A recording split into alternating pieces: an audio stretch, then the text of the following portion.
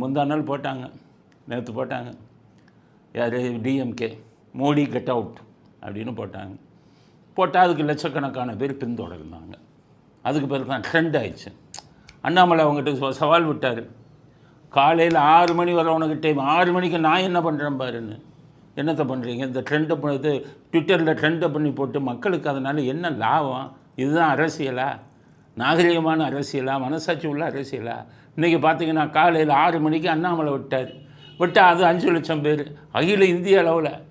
இப்போ இதை விடுறதை நான் ஏன் குறை சொல்கிறேன்னா, நான் ஏன் குற்றம்னு சொல்கிறேன்னா, அவங்க 2 பேரும் இந்த ட்ரெண்டு ஆக்குறாங்கல்ல ட்விட்டரில், இதுக்கு எவ்வளவு செலவு பண்ணுறாங்க அரசியல்வாதிகள்ங்கிறது பொதுமக்களுக்கு தெரியாது. அதனால தான் நான் வைத்தறிச்சலோடு சொல்கிறேன். இன்னைக்கு பிஜேபி காலையில் 6 மணிக்கு ஆரம்பிச்சிருக்காங்க. இது எப்படி ட்ரெண்ட் ஆகும்னா, அந்த ட்விட்டரை வச்சுருக்கான் பாருங்க, அந்த மேனேஜ்மெண்ட்டு, அந்த நிர்வாகத்துக்கு பணம் கட்டணும். ஒரு நாளைக்கு எவ்வளோ கட்டலாம் தெரியுமா நம்ம அரசியல்வாதி? $2.5 லட்சம், $2.5 லட்சம் டு $3 லட்சம். எவ்வளோ வருது தெரியுமா? ஒரு நாளைக்கு 2.5 கோடி வருது. இந்த 2.5 கோடியை கட்டிட்டு தான் இந்த வேலை பண்ணிக்கிட்டு இருக்காங்க 2 பேரும். இது எப்படி? அதுக்கு பதிலாக அண்ணாமலைக்கு சொல்கிறேன், உங்கள் கமலாலயத்தில் டெய்லி சாப்பாடு போடுங்க. அந்த விஜயகாந்த் செஞ்சார், அவங்க கல்யாண மண்டபத்தில் டெய்லி சாப்பாடு போடுவார். அங்கங்கே சுற்றுறவெல்லாம் சாப்பாடு இல்லாதவன் மதியம் அங்கே வந்து நின்று சாப்பிட்டுட்டு போவான். இன்றைக்கி வர பேசுகிறாங்க சாப்பாடு போட்டார் மனுஷன். ஒரு 2-3 வட இந்தியாக்காரன்லாம் வந்தால் 3 நாள் சாப்பாடு இல்லாமல் ரயில்வே ஸ்டேஷனில் செத்து பணமானா. எங்கேருந்தோ வந்தவன். இந்த மாதிரி பாவம் சாப்பாடுக்கு இல்லாமல் இருக்கிறவங்களுக்கெல்லாம் வந்து இந்த 3 கோடியை வச்சு எத்தனை நாள் சாப்பாடு போடலாம்? கமலாலயத்தில் டெய்லி சாப்பாடு போடலாம். உங்களுடைய மாவட்டங்களில் இருக்கிற பாஜக இதிலெல்லாம் வந்து அலுவலகங்களில் சாப்பாடு போடலாம். இதை ஏன் நான் திமுகவுக்கு சொல்ல போகிறேன்னா, அவன் சமூக விரோதி, அவன்கிட்ட இதெல்லாம் எதிர்பார்க்க முடியாது. அவன் அறக்கர்கள், அவனுக்கு இந்த மாதிரி புத்திமதியெல்லாம் சொல்ல முடியாது. அதனால தான் பாஜகவுக்கு சொல்கிறேன், இதுதான் நீங்கள் செய்கிற போட்டியா?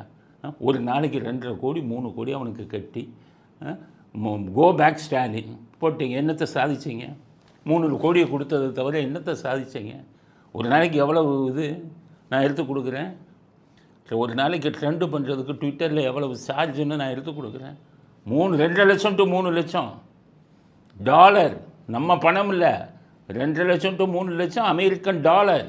2 லட்சம் டு 3 லட்சம் அமெரிக்கன் டாலர் வந்து நமக்கு 2 கோடி 2.5 கோடி வருது. இதுதான் அரசியலா? ஒரு நாளைக்கு 2 பேரும் இப்படி போட்டி போட்டுக்கிட்டு, இவங்க அங்கே போட்டு அவங்க இங்கே போட்டு இதெல்லாம் போட்டு நான் வெற்றி பெற்றுட்டேன். எவ்வளவு கூத்தடிக்கிறாங்க பாருங்கள். எதுக்கு சொல்கிறேன்னா, இன்றைக்கி நான் அதை விசாரித்தேன் ட்விட்டரில். இது மாதிரி ட்ரெண்டு பண்ணுறது இது பண்ணுறதுக்கு யார் அதிகம் செலவு பண்ணுறான்னா, அவங்க சொல்கிற விஷயம், அந்த நிர்வாகத்தில் வெளிநாடுகளில் இருக்கக்கூடிய கட்சிகள் எலெக்ஷன் டைமில் மட்டும்தான் இவ்வளவு செலவு பண்ணி ஏதாச்சும் பண்ணுறாங்கிறாங்க. அட்வர்டைஸ்மெண்ட்டு கொடுக்குறான். அது கூட இவங்கள மாதிரி ட்ரெண்டு போட்டுக்கிட்டு அடிச்சுக்கிறது இல்லை. இது வந்து முட்டாள்தனமான போட்டி. விளம்பரம் கொடுக்கறதுக்கு எலெக்ஷன் டைமில் எல்லா கட்சிகளும் அமெரிக்கா மேற்கிந்திய நாடுகள்லாம் கொடுக்குறாங்க அப்படின்னு சொல்கிறான். சரி, இந்தியான்னு கேட்டால் இந்தியாவிலையும் எலெக்ஷன் டைமில் கட்சிகள் வந்து விளம்பரத்தை கொடுக்குறாங்க பல கோடி செலவு பண்ணி. இந்த மாதிரி இந்த ட்ரெண்ட் பண்ணுறது இது பண்ணுறது தமிழ்நாட்டை தவிர எங்கேயுமே இல்லை. அதுவும் எலெக்ஷன் டைம் இல்லாத டைமில் கூட இப்படி பண்ணிக்கிட்டு இருக்காங்க. அப்படிங்கிறோம். வெக்கக்கேடு இல்லை. எதுக்கு இவ்வளோ பணத்தை செலவு பண்ணுறீங்க? பிஜேபிக்கு தான் இந்த பணம்லாம் உங்களுக்கு எங்கேருந்து வந்தது?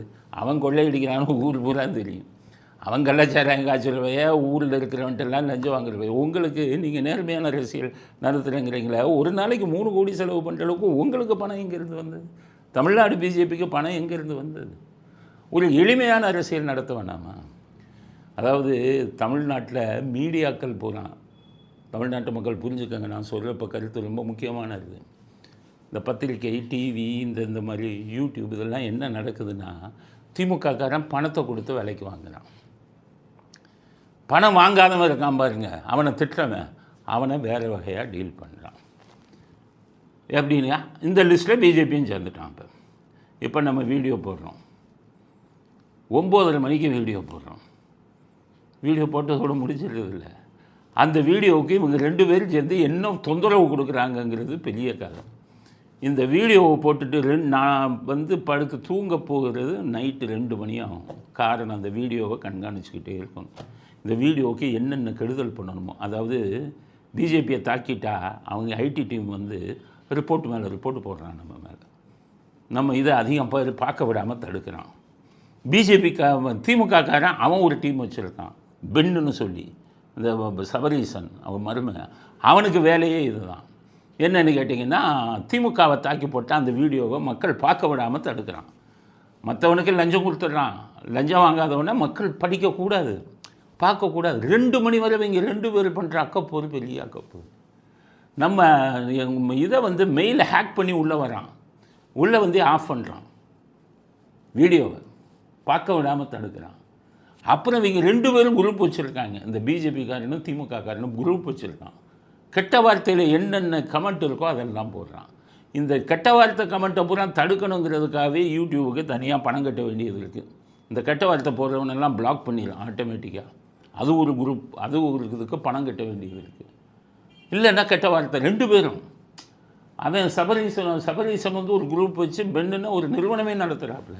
இங்கே அண்ணாமலை வந்துக்கிட்டு இங்கே கால் சென்டர் மாதிரி ஒரு ஆளை வச்சுக்கிட்டு இவன் வந்து ஸ்டாலின் வாழ்க, இவர் அண்ணாமலை வாழ்க, ஸ்டாலினுக்கு ஜெய், அண்ணாமலைக்கு ஜெய், திட்டிட்டா டே போடா வாடா, இப்படியே 2 பேரும் பண்ணிக்கிட்டு இருக்காங்க. இவங்க ஒரு வீடியோ வந்து நீங்கள் எல்லாரையுமே உங்களை பார்க்க வைக்கிறோம்னா அவங்க 2 பேரை தாண்டி தான் வரணும். அவ்வளவு கெடுதல், அவ்வளவு. இதுதான் அரசியலா? நாங்கள் வந்து யாரையுமே சப்போர்ட் பண்ணி பேசுகிறது இல்லை. தப்பு பண்ணுறவனை தாக்குறோம்னா நம்ம தப்பு பண்ணுறது மக்களுக்கு தெரிஞ்சிடக்கூடாதுங்கிறதுக்காக 2 பேரும் இதை பண்ணிக்கிட்டு, இதுதான் அரசியலா? அதுக்கடுத்தது இந்த இவங்களை இந்த பிரசாந்த் கிஷோர் மாதிரி ஃப்ராடுங்களை கூட்டிகிட்டு வர்றது, இந்த ராபின் சர்மா, அவங்களுக்கு 300 கோடி 200 கோடின்னு கொடுத்து அவங்கள வந்து மக்களை முட்டாளாக்குறது. அப்போது மக்கள் வந்து ஒரு ஓட்டு யாருக்கு போடணும்னு தீர்மானிக்கவே விட மாட்டேங்கிறாங்க. உங்களுக்கு வாய்ப்பே கொடுக்க விட மாட்டேங்கிறான், உங்களை சிந்திக்கவே விட மாட்டேங்கிறான். அவன் செய்கிற தப்பெல்லாம் உங்களுக்கு போய் சேரக்கூடாதுன்னு பார்க்குறான். இவ்வளவு அயோக்கியத்தனத்தையும் பண்ணிக்கிட்டு 2 பேருமே பண்ணிக்கிட்டு இருக்காங்க. என்ன பண்ணுறது? நீங்கள் இப்போ யூடியூப்பில் பார்த்தீங்கன்னா ஒரு சேனல் இருக்குது, நல்ல சேனல், ஆதாம் தமிழ்னு. 23 லட்சம் பேர் அதுக்கு சப்ஸ்கிரைபர். 2 பேருமே சேர்ந்து எவன் ஓச்சாந்தெல்லாம் ஓச்சிட்டான். 1000 வியூஸ் கூட போக மாட்டேங்குது. 1 லட்சம் 2 லட்சம் வியூஸ் பண்ணுது. அவங்க தலையை பிச்சுக்கிட்டு இருக்காங்க, என்ன பண்ணாங்கன்னு தெரியலையே. தமிழ்னு அவர் முன்னாள் தலைமைச் செயலாளர் தமிழ்நாட்டில் ஜெயலலிதா அவங்க இருக்கும்போது அவருடைய சொந்த சேனல் காலி பண்ணிட்டாங்க. 1000 2000 போக முடியலை. ஸோ என்னென்ன அவங்க தலையை பிச்சுக்கிட்டு இருக்காங்க. அவ்வளவு கெடுதல், அவ்வளவு இது. உங்களுக்கு வந்து நல்ல விஷயம் தெரிஞ்சிடக்கூடாதுங்கிறது, நம்ம அந்த வீடியோவை பிளாக் பண்ணுறது, இது பண்ணுறது, கெட்ட வார்த்தையில் இதை போடுறது. 2 மணி வரை 10 மணியிலிருந்து 9 மணிக்கு நம்ம போடுறோம்னா 10 மணியிலிருந்து 4 மணி நேரம் இந்த வீடியோவை கண்காணிச்சுக்கிட்டு இருந்தால் தான் ஒரு 40,000 50,000 போகும். இல்லைன்னா அதுக்கு கெடுதல் எல்லாம் பண்ணி ஒன்றும் இல்லாமல் ஆக்கிக்கிட்டு இருக்காங்க. இல்லைன்னா பல லட்சம் பேர் பார்க்க வேண்டிய வீடியோ நம்ம வீடியோ தடுக்கிறான். ஸோ இது என்ன அரசியல்னு எனக்கு புரியலை இவங்க பண்ணுறது.